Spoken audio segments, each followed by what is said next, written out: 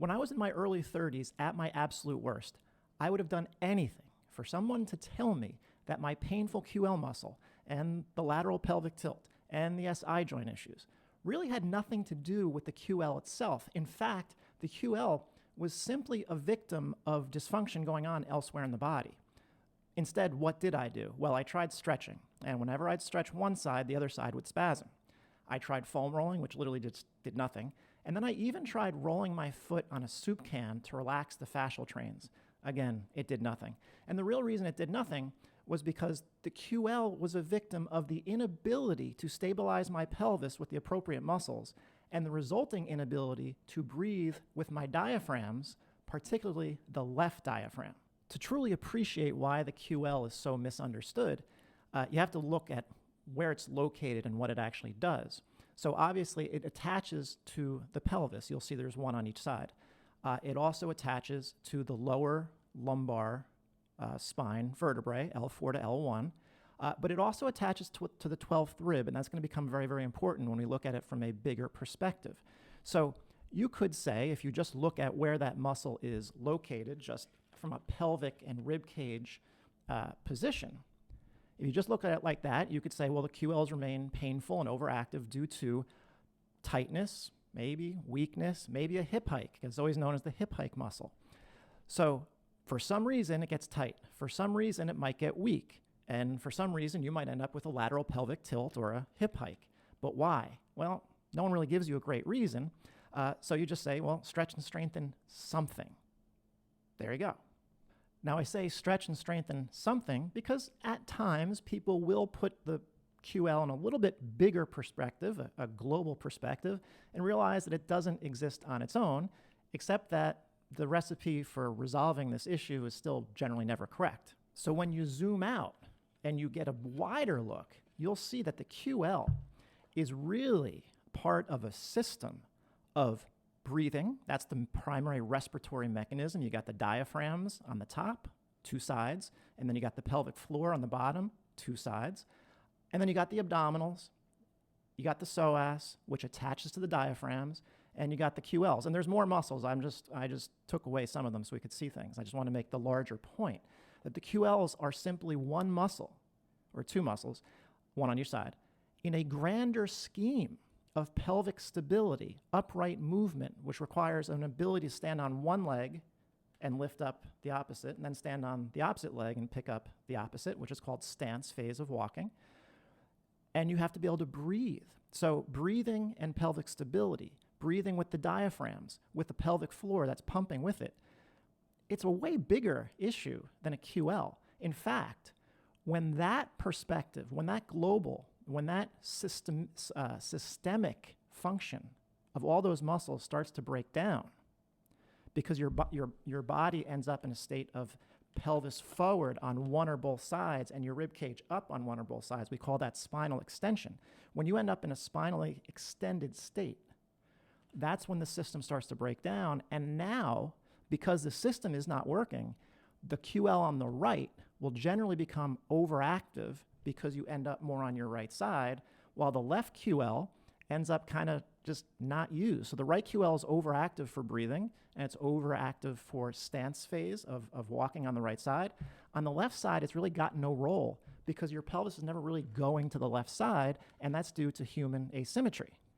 So importantly, it is not just me saying this. This is from Anatomy, Abdomen, and Pelvis, Quadratus Lumborum, by those authors. It is, you can find that online. And what do they say? Well, quadratus lumborum. The quadratus lumborum's complex organization makes it difficult to precisely identify its actions through the contraction of its fibers. This muscle is an integral part of the thoracolumbar fascia. Thoracolumbar fascia is big and it encompasses many muscles. So again, it's part of an overall system. One must consider that a single muscle rarely causes pain except in cases of direct trauma. All muscles interconnected through the fascial system, and contractile areas with altered function can lead to issues in the surrounding muscular region. So again, they're basically just saying, you really can't focus on the QL. It's just a bit player in an overall system, and this is what I'm trying to get across. So focusing on the QL is not what you want to do. You got to focus on the muscles that stabilize the pelvis and then learn to breathe diaphragmatically to lessen the burden on the right QL and increase the activity of the left QL, which is odd because if you have left QL pain, you think it's overworking. In reality, it's kind of being put in a weird position. And the reality is because the left diaphragm and the left abdominals are not being used, the left QL has no partner to work with. And so it's basically lying dormant while the right side constantly gets overused. So that leads perfectly into its role in movement and breathing. Its precise role in upright movement can't be easily isolated, again, because it's just part of the system. It is contiguous with the transverse abdominals. So it's contiguous with your abdominal muscles that have to stabilize your rib cage for you to diaphragmatically breathe. The TA and oblique support the pelvis and rib cage to allow for diaphragmatic breathing. Sometimes I forgot even what I put in here. Stable upright movement. Thus, stable upright movement requires diaphragmatic breathing, and diaphragmatic breathing requires stable upright movement. You can't remove stability of the pelvis and that mechanism that I showed before. You can't remove those two things. The QL becomes dysfunctional or painful or overactive on one side, the right, when the pelvic stability and diaphragmatic breathing system break down. Now here's the important part because of the techniques that I'm going to show at the end of this section. During inhalation, the QL works with the transverse abdominis, the obliques, and the pelvic floor muscles to allow the diaphragm to contract against a stable but adaptable container, meaning for your rib cage to expand in all directions, for when the diaphragm goes down, that is when the diaphragm goes down during inhalation, it should expand the rib cage so you can pull air in to your body, into your lungs. When your body extends, when your pelvis gets stuck forward and your body's unstable, your pelvis is unstable, and your spine extends, that's no longer happening. That whole thing falls apart. So in order to rectify the situation, it has to start with really two things: stabilizing the pelvis, and which is coactivation of left IOs, TAs, and left hamstring, and the expansion of the right rib cage with inhalation. So in order to get off of our left side, to get off of our right side, over on the right, because of asymmetry, we have to be able to shift our pelvis to the left and then expand the right side of the rib cage using the left diaphragm. This is where it gets a little bit complicated if you're not familiar with postural restoration. But the asymmetry comes down to how you want to treat it. The existing asymmetry that exists in all of us determines how you have to treat this. The right QL is tight and compressed and overactive. It's being overused because your pelvis is turned to the right and your rib cage is down on the right, and you're centered over your right side, so the right diaphragm is being used. You got to flip it. You just got to bring the pelvis to the left, over the left side, and then expand the right rib cage so the right QL can lengthen again. If you're finding this video helpful, could you like it, share it, comment, subscribe to the channel? Anything you could do to help the algorithm find this important information. Because it is so important, I just want to reiterate the asymmetry issue. Above this pelvis, and those two QLs and those two psoas muscles and the glute muscles and the hamstrings, and above the pelvic floor, you have two diaphragms that are not the same on both sides. The right side is much bigger than the left, and that is the key.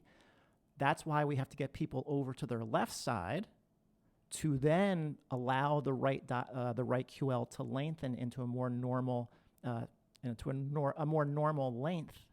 But that can only happen if you can get onto your left side. Now I'm going to show two postural restoration techniques that could help this whole process, get jump-started. But keep in mind, if you're interested in this methodology, your best bet is to find a postural restoration credential provider from the PRI website. I do my in-person sessions in Chatham, New Jersey, so if you're in New Jersey, you could certainly find me. The links to my website will be in the description. The first technique is to create space for the left diaphragm to actually start pumping again. When the spine is overarched, the left diaphragm cannot, upon inhalation, cannot descend, and then upon exhalation, go back up. It doesn't have room to move, and because the ribs in the back are so tight. So this position that you see right here, there's a posterior tilt of the pelvis, and I'm going to show them a video of me doing it, which you don't really see much, but these are the cues. This is the key. There is a towel underneath my left knee that is not underneath the right knee. Why is that towel there? And the towel has to be there so that you can feel that your left knee and your right knee are not at the same level. Your brain has to perceive that your left knee and your right knee are not at the same level. Remember, this is all brain activity. The muscles will only do what the brain perceives. So what does the towel underneath the left knee do? Well, it automatically shifts your left pelvis back compared to your right side. So when the left side comes back, it's actually positioning your left pelvic floor underneath the left diaphragm, because in the pattern that humans like to be in, not like, we just happen to end up there because of right dominance, the right diaphragm is generally better positioned over the right pelvic floor. On the left side, that's not happening. So this technique is to you posturally tilt your pelvis. You have to posturally tilt your pelvis. A lot of people can't do that when they have tight backs. That's a skill. It's a real skill. You have to posturally tilt your pelvis. You're going into thoracic flexion, which means you're probably on your left side living with your left lower back and mid back already too arched, which means these ribs get stuck together. You have to round your back. As the back is rounded, you then breathe where those blue arrows are. I'm indicating that air, when you take a breath in, you should be aiming your air into that area so that the air expands your ribs up towards the ceiling. We got to get those ribs to open up so your back can move back, so your diaphragm can start to pump again. So that all has to be there. And yes, in this position, you should, theoretically, technically, you should be able to feel your left hamstring and your left abdominal wall. You may not in the beginning, and if you don't, particularly left hamstring, you may struggle to feel, but the left hamstring pulls that pelvis back. The left abdominal wall brings these ribs down on the left to create a better relationship, a better position of the pelvis and the rib cage, because without that position, without the pelvis and the rib cage being able to stack on top of each other in a normally thoracically flexed way, the diaphragm can't pump. My back is rounded. I have the towel underneath my left knee. I do the posterior tilt of my pelvis. You got to get good at that. Posterior tilt of the pelvis, and I round my mid back at that point, and then I bring my body weight forward slightly because it helps you feel your abdominals in that position, and then I'm breathing into there. That's where I'm trying to expand with air. So when I breathe in, I want to think about breathing into that position. The important part is when I exhale, I do not drop down. You do not want your spine and your back to drop down upon the exhale. It has to stay up. For people who are heavy neck breathers, you may feel your neck in this position. So if you feel your neck as you breathe, because that's how your brain learned to breathe, because you lost your diaphragm on the left side, this is probably not going to be great for you because you're still over-engaging your neck. But again, that's why I say you should see somebody in person to help you figure this out. And you just stay there for 5 breaths. In through your nose, out through your mouth. Get as much air out as you can while you stay up. Pause for 5 seconds after the exhalation. 5, 4, 3, 2, 1. And then you inhale again. And you do it for about 5 breaths. You can do this anytime. You can do 3 or 4 sets of 5 breaths, 4 or 5 sets of 5 breaths. Doesn't really matter.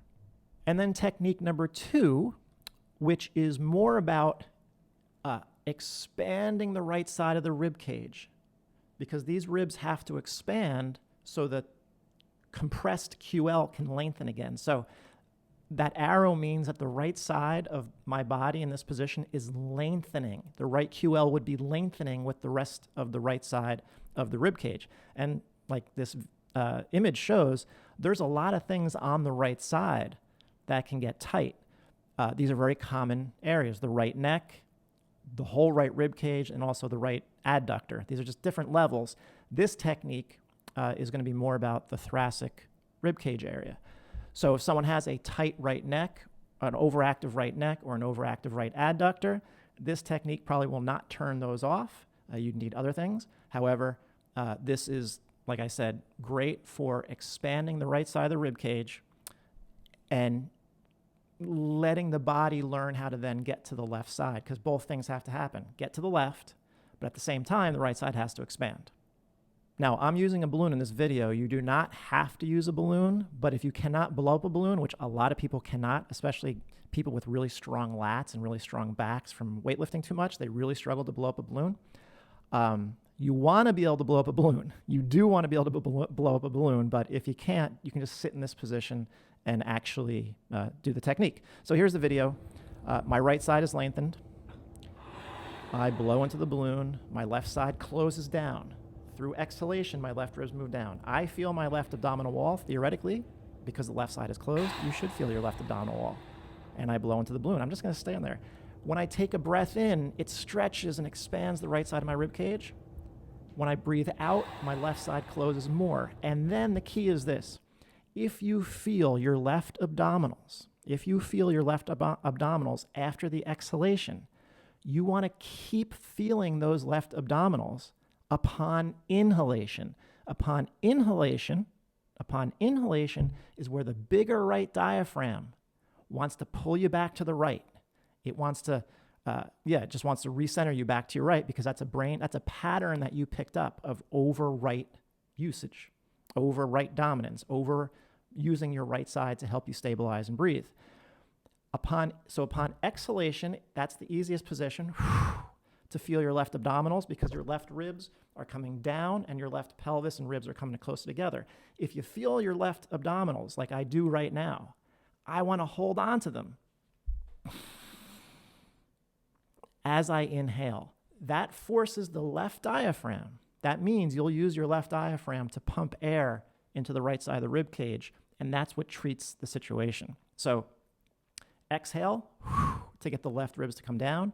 Hold that position upon the inhale, and you'll see. Because I just closed down my left side, I felt it. You probably saw it. I didn't do that. Air did that. So if I get down on my left and I take a breath in, you'll see my right shoulder rise up. That's what happened. That's normal human respiratory mechanics. If you do this and you see two shoulders go up at the same time, you just arched your back or used your neck to pull air in. That's neck breathing. You're not on your left. Well, you might, and you're not going to be completely on your left side. So if you're truly on your left side, truly over your left leg, or sitting in a position that simulates left stance, even though I'm sitting, I'm on my left side. The left side shortened. In that position, when I take a breath in, only my right shoulder should rise up. That's diaphragms. That's respiration that's doing that. I'm not moving it. Air is lifting my right side. That is the key to turning off a right QL that is not playing its normal role in upright function and respiration.